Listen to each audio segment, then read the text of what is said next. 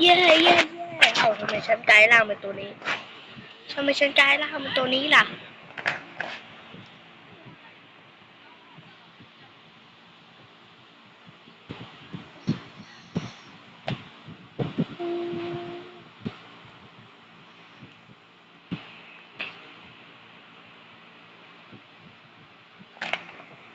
อ่าอ่า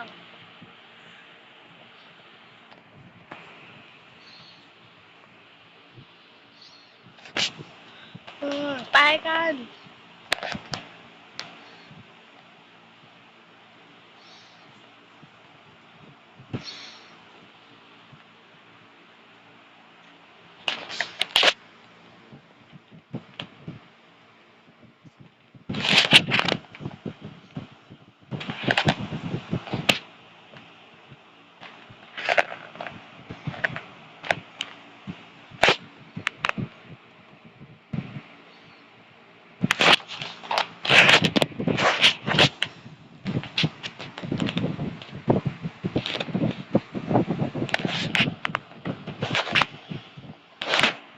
ไป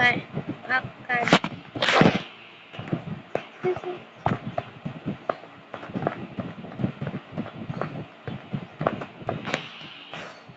ทำไมฉันกลายเป็นตัวนี้ได้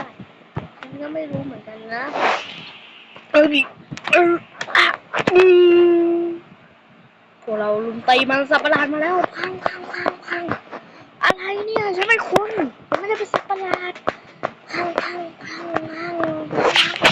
พังอื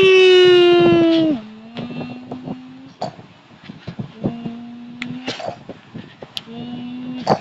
อืมอืมแกฆ่าฉันเอ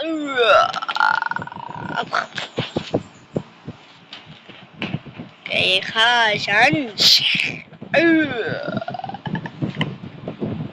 แกฆ่าฉัน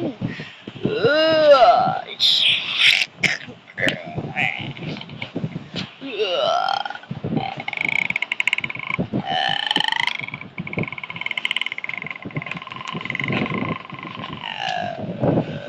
อืม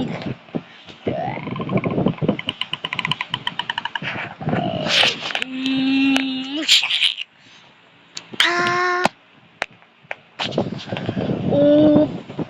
เอ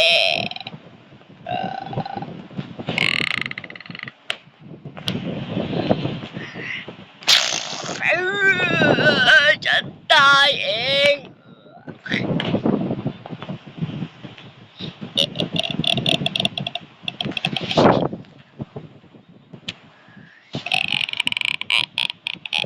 บัดดี้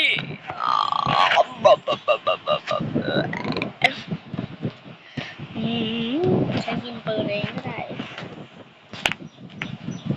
ฉันกินปืนเองก็ได้